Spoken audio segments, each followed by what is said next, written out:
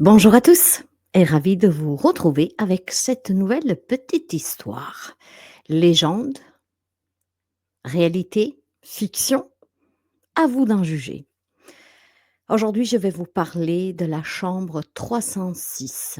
On n'a pas donné un nom exact, enfin plutôt un lieu exact où cette histoire ça serait passée, mais on parle de légende urbaine. Je vous donnerai quand même quelques informations où on pourrait situer cet hôtel avec cette chambre 306. Et voici l'histoire que je vous raconte aujourd'hui. En 2018, un couple prénommé Julie et Thomas, un jeune couple passionné de randonnée, décide de passer un week-end en amoureux dans un petit hôtel. Et ils réservent dans un hôtel qui se trouve en montagne, dans un endroit assez isolé. Niché au creux des sommets enneigés, cet endroit semblait vraiment parfait pour ce petit week-end en amoureux. Un endroit calme, chaleureux et avec une vue imprenable sur la vallée.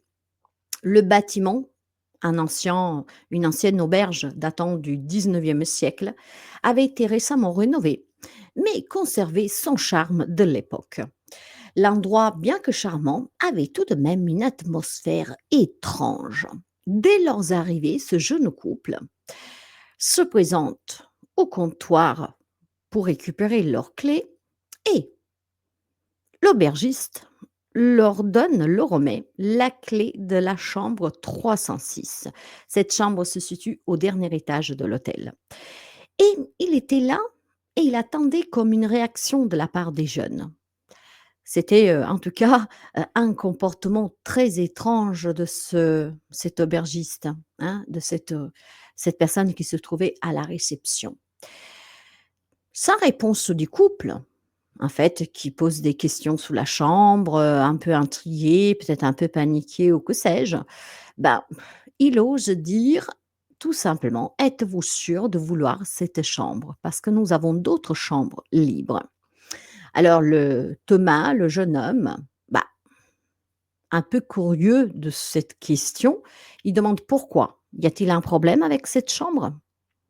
Bah, le réceptionniste fait un petit sourire gêné, mais dit: «Oh non, pas du tout. C'est juste que certains clients s'en sont un peu plaints, hein. Certains disent qu'il y a eu des expériences inhabituelles. Mais si c'est là, ça ne vous dérange pas, bah, il dit: «Vous pouvez prendre cette chambre». Bon, les jeunes, c'est vrai qu'ils sont un peu troublés de ce comportement et tout doucement commencent à monter les escaliers pour aller à l'étage et rejoindre leur chambre. Ils montent les escaliers qui grincent et quand ils arrivent à leur chambre, l'atmosphère est très étrange. Déjà, il fait un froid glacial tout en sachant que le chauffage était en route.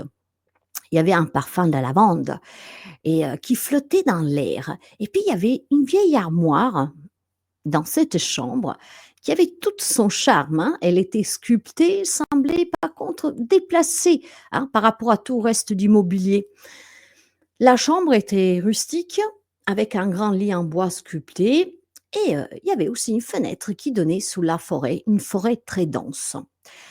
La soirée se passe bien, il y a pas d'encombre. Par contre, tout se gâte à 2h06 du matin où la jeune femme, Julie, se réveille en sursaut parce que quelque chose pour elle n'allait pas, hein, et il y avait une étrange sensation pour elle. Il y avait un silence qui était très profond, comme si le monde extérieur avait cessé d'exister. Puis, d'un coup, il y a un tout petit bruit, un petit chuchotement, une étrange sensation de froid qui l'enveloppe, bien que la chambre, encore une fois, soit bien chauffée. Ce petit chuchotement, en tout cas, se rapproche du lit et avec un murmure très fragile, euh, avec une voix d'enfant, hein, elle entend: «Aidez-moi». Julie se fige. Le cœur commence à battre à la chamade. Elle essaie de secouer Thomas, que par contre lui dormait profondément. Ce murmure, que se rapproche toujours plus d'elle, en répétant: «Aidez-moi, je suis perdu», ben, fait énormément, procure beaucoup de stress et d'angoisse en Julie. Donc elle essaye de se calmer, elle essaye, de se dire: «Ben, voilà, c'est peut-être, ton inconscient, voilà, peut-être l'atmosphère, voilà, l'hôtel se trouve dans un endroit isolé». Elle essaye de se calmer et de surmonter en tout cas cette peur. Mais là, d'un coup, la porte de la salle de bain commence à grincer et s'ouvre lentement, hein, et derrière cette porte, il y a une petite silhouette floue qui apparaît dans l'obscurité. Ça ressemblait à une petite fille en robe blanche, avec des yeux vides, qui se tenait là. Jolie, de coup, commence à hurler. Elle allume la lumière, mais à ce moment-là, par contre, il y avait plus rien. Tout avait disparu. La silhouette avait disparu immédiatement. Rien. Mais la porte, par contre, de l'armoire, était entrebâillée. Alors Jolie, à ce coup-là, secoue encore plus fort Thomas qui continuait de dormir. Lui, il ne l'avait même pas entendu crier. Elle lui dit: «Mais tu entends?» Bon, cela dit, Thomas n'entendait toujours rien. Il était pris dans un profond sommeil. Elle est prise d'une soudaine peur tellement forte qu'elle décide de se lever et aussi énervée par cet événement, elle claque violemment cette porte qui était entrouverte de l'armoire. C'est là, au moment où elle claque la porte de l'armoire, que de coup, il y a un lourd bruit sourd, hein, qui se manifeste derrière elle. En fait, derrière elle se trouve la porte de la salle de bain qu'elle s'était ouverte où elle avait vu l'ombre. Et d'un coup, il y a un gros fracas, d'un gros bruit sourd. C'était le miroir de la salle de bain qui venait de se casser, hein, d'un coup, sans que personne ça, ne fasse rien et sans qu'il y a personne dans cette salle de bain. Or, c'est sûr, elle avait vu cette silhouette, mais en allumant la lumière, il n'y avait plus rien. Elle s'était juste aperçue que cette porte d'armoire ancienne, qui n'avait rien à faire dans le style, en tout cas rustique, de cette chambre, elle était entrouverte, chose qu'en fait, heu, n'était pas avérée auparavant parce que la porte était fermée de l'armoire. En ce moment-là, ce bruit attourdissant fait aussi sauter de son sommeil Thomas, qui à son tour se lève aussi. Mais par contre, il n'y a rien dans la pièce.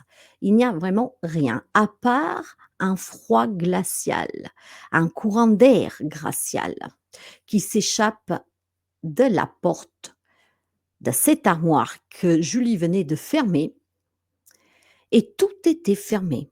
Les fenêtres, tout il ne pouvait pas y avoir en fait de courant d'air. Pourtant de cette porte que Joly venait de refermer violemment, ça sortait une air glaciale. Ils se sont approchés du coup de la salle de bain et dans la salle de bain, ils voient que sur le miroir imbué d'humidité, il y a des mots qui commencent à apparaître lentement, hein, et comme si vraiment une main invisible était en train d'écrire pendant qu'eux regardaient. Et ce qui apparaît sur ce miroir, ce sont des lettres tremblantes où est écrit tout simplement: «Où est ma maman? Et ne restez pas ici». Les 2 jeunes se regardent et ils se disent que quelque chose ne va pas dans cette chambre, qu'ils doivent partir. Mais ils étaient en pleine nuit, il était 2:06 du matin. Bon, quelques minutes s'étaient écoulées, mais au moment où ils décident en tout cas de prendre leur peur à 2 mains pour essayer de passer au moins la nuit, ils commencent à sentir des petits bruits, des petits murmures, des petits chuchotements et surtout un rire d'enfant qui résonne dans la pièce. Un rire lointain et sinistre. La nuit va être longue pour ces 2 jeunes, avec tous ces murmures, ces rires, l'événement de la porte de l'armoire qui s'ouvre, l'air glacial qui sort et surtout ce miroir qui s'est fracassé tout seul avec ces écritures qui se forment. La nuit va être longue et au petit matin, ils prennent leurs jambes à leur cou et décident de s'en aller, de quitter l'hôtel. Avant de quitter, donc la chambre, ils se préparent, hem ils sont vraiment très bouleversés, hein. La nuit, elle a été vraiment, très compliquée pour eux. Ils préparent leurs affaires et du coup, ils décident de s'en aller. En sortant de la chambre, en refermant la porte, en fait, Julie a eu un dernier frisson. Parce qu'au fond du couloir de la chambre, ben, Julie aperçoit une ombre d'un enfant qui semble les observer. Ils descendent les escaliers à 4 à 4, hein. Précipitamment, ils vont à la réception et ils s'apprêtent, à raconter, la mésaventure de la nuit et par la même occasion, en parlant de cette mésaventure à l'aubergiste que lui fait semblant d'être étonné, mais finalement il savait très bien, ils essayent de questionner l'aubergiste pour en savoir un tout petit peu plus et il faut dire que l'aubergiste lui raconte une histoire glaçante. L'histoire de la chambre 306 avait eu lieu 30 ans plus tôt. Une famille avait séjourné dans cet hôtel et avait pris cette chambre et il y avait une petite fille à l'époque âgée de 6 ans. Une petite fille qu'une nuit a disparu sans laisser de traces. La chambre pourtant elle était fermée de l'intérieur, les fenêtres, ils donnaient sur un précipice donc elle était fermée aussi. Si on parle de voilà, qu'une petite fille de 6 ans aurait voulu faire une blagounette ou que sais-je, ou que quelqu'un aurait pu la kidnapper, en fait, c'était improbable parce qu'il y avait un précipice au-dessus de cette fenêtre, hein, qui est donnée sur, la forêt, une forêt en tout cas vierge et dense. La petite a été cherchée partout, mais malgré des recherches approfondies dans tout l'hôtel, on ne retrouvera jamais la petite fille ni son corps. Voilà. Depuis cet épisode de 30 ans plus tôt de la disparition de cette petite fille, plusieurs clients qui avaient séjourné dans l'hôtel et surtout dans cette chambre, ben, disent avoir entendu des voix, voir une petite silhouette surtout dans la salle de bain, entendre des rires, voilà, des petites choses en tout cas toujours assez effrayantes qui font paniquer les clients que le lendemain matin ne veulent plus de cette chambre, voire ne veulent plus du tout, de l'hôtel, hein. En tout cas, quant à Julie et à Thomas, terrifiés, ils décideront de partir ce matin-là, mmh et ils vont quitter l'hôtel sans jamais se retourner, mais par contre, ils n'oublieront jamais cette nuit, hein et surtout cette aventure ou cette mésaventure qu'ils ont vécue dans la chambre 306. Depuis ce jour, en tout cas, plus personne n'a voulu jamais remettre les pieds dans cette chambre maudite et finalement, elle va être fermée. L'affaire de la chambre 306 reste un mystère non résolu. Après le départ précipité de Thomas et de Julie, plusieurs autres clients ont encore eu affaire à cette chambre, hein, et puis surtout, des employés de l'hôtel ont reporté de plus en plus de phénomènes et c'est pour ça qu'elle sera fermée plus tard. On parle de chuchotements nocturnes qui proviennent de l'armoire, hein, toujours en tout cas, très indistincts et insistants. On parle de rires d'enfants qu'on attend, que se promèneraient souvent dans cette salle de bain, des objets qui se déplacent et comme si quelqu'un avait fouillé en fait dans vos affaires, hein, des affaires que les clients, laissaient dans la chambre et puis cette ombre fugitif qui était souvent aperçue dans le miroir de la salle de bain. Il y a à dire aussi qu'un ancien concierge de l'hôtel aurait lui-même affirmé qu'un matin, après une nuit particulièrement agitée, il aurait trouvé cette armoire de cette chambre grande ouverte avec des traces de petites mains plus sérieuses à l'intérieur. Face à tous ces témoignages et à tous, ces phénomènes qui se sont amplifiés, l'hôtel du coup décide de fermer définitivement, de condamner la chambre 306. Aujourd'hui, elle n'est plus du tout accessible au public, mais certains disent que tarde à la nuit, hein, si l'on tend l'oreille près de la porte scellée de cette armoire, eh ben, on peut encore entendre des légers murmures d'une voix infantile. Est-ce un appel à l'aide venu d'un autre temps? L'histoire de la chambre 306 semble être une légende humaine, urbaine. Oh! Hein, on parle de cette histoire comme une légende urbaine. Mais si on imagine que cet hôtel, du coup, existe réellement, il pourrait se situer dans les Alpes françaises, près de Chamonix ou d'Annecy, où un vieux hôtel de montagne existe depuis le 19e siècle. On pourrait parler aussi des Pyrénées, où plusieurs auberges isolées ont une histoire mystérieuse liée aux voyageurs perdus. On peut parler aussi de la forêt noire en Allemagne ou en Suisse, des régions où en tout cas les légendes de fantômes et d'esprits errants semblent très nombreuses. Légende ou fiction, mes chers amis, faits réels, à vous de juger. Dans le monde, il y a beaucoup d'histoires avec cette présence de fantômes, d'entités, hein, et on en trouve vraiment dans tous les coins et recoins du monde entier. Maintenant que vous y croyez ou pas, que vous pensez que ça puisse être des âmes errantes qui ont besoin de rentrer dans la lumière, qui n'ont pas accompli quelque chose, qui veulent passer un message, ou tout simplement qui n'ont pas compris qu'ils sont morts parce que la morte est venue de façon violente. À vous d'en juger encore une fois, mais je peux vous dire que les présences existent bel et bien. Il y a dans une autre partie du monde, une autre histoire liée à une chambre 306 et cette fois-ci, on parle, de la chambre 306, du Lorraine Motel à Memphis, Tennessee, aux USA. Cette chambre 306 est connue tristement et c'est aussi, célèbrement, hein. C'est une, chambre d'hôtel qui est connue tristement, mais célèbre. Comme le lieu, par exemple, où, le grand Martin Luther King a été assassiné le 4 avril de 1968. Cette chambre est devenue un symbole puissant du mouvement des droits civiques aux États-Unis. Luther King était à Memphis pour soutenir une grève des éboueurs ce 4 avril 68 et justement, il donnait son appui, son soutien aux conditions de travail, aux éboueurs afro-américains qui réclamaient des meilleures conditions de travail et de salaire plus justes. Il résidait du coup dans le Lorraine Motel, un établissement très populaire parmi les Afro-Américains à l'époque de la ségrégation. Et le soir du 4 avril 68, alors que Martin Luther King se trouvait sous le balcon, hein, devant la chambre 306, il a été mortellement touché par balle, tiré depuis une pension en face du motel. Donc, encore une histoire en tout cas glaçante, hein, qui lie 2 hôtels de 2 endroits inconnus. Martin Luther King trouvera la mort ce 4 avril 68 en étant tout simplement dans la chambre 306 sur son balcon où quelqu'un en face, qui résidait aussi dans un motel, lui a tiré dessus.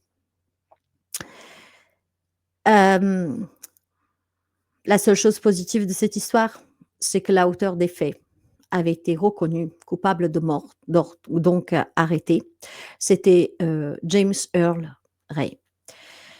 Bien que de théories de complot, persistent autour, de son implication et aussi des possibles commandataires, en tout cas, coupable a été trouvé et a payé pour son acte.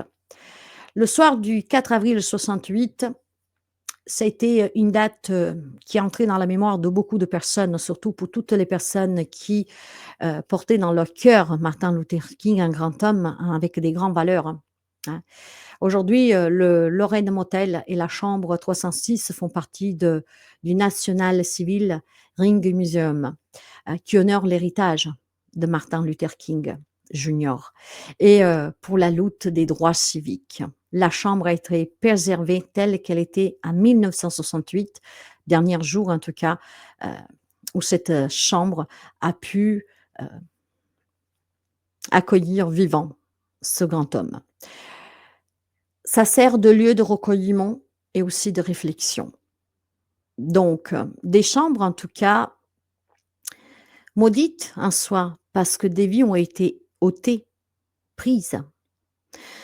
Dans une par contre, l'histoire de la petite fille reste, irrésolue, si tel est qu'elle soit réelle. Mystérieusement, cette petite fille a disparu et jamais personne ne l'a retrouvée et aujourd'hui hanterait les lieux.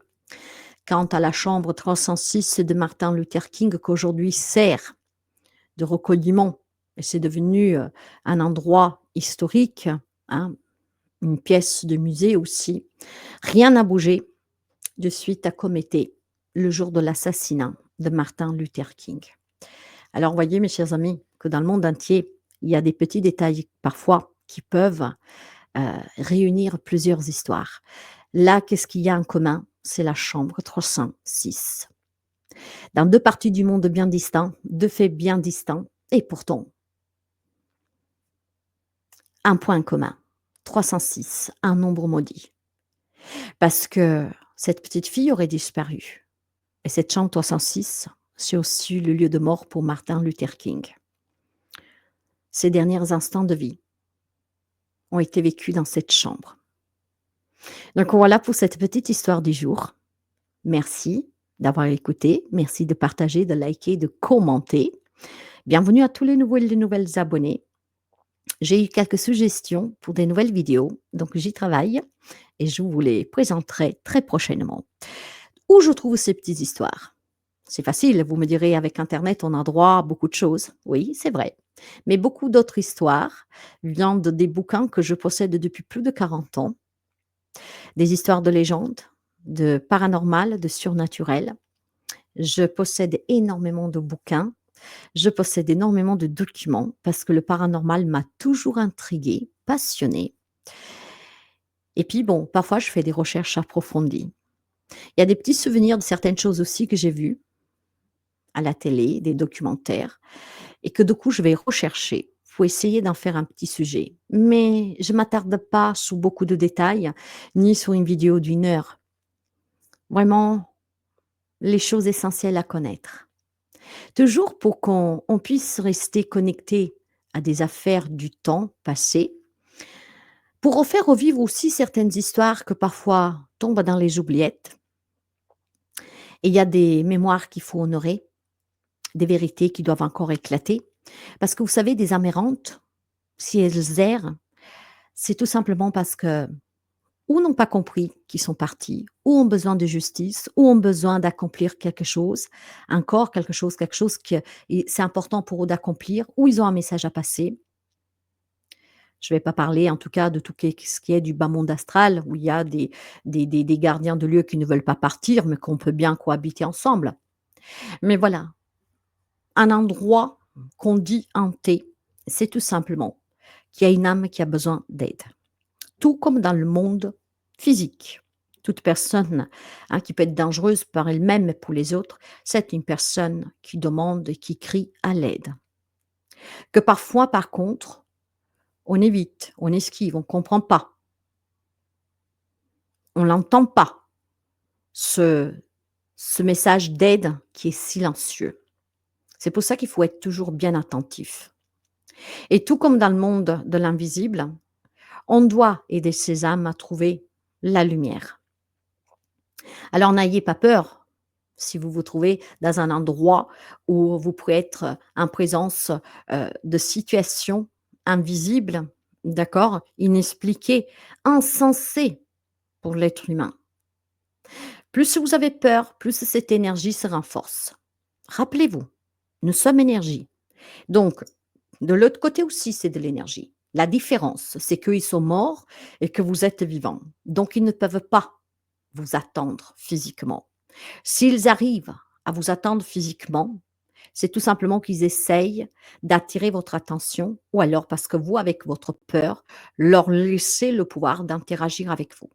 Sinon, ils ne peuvent pas vous faire du mal. Merci mes amis, j'espère que ça vous a plu.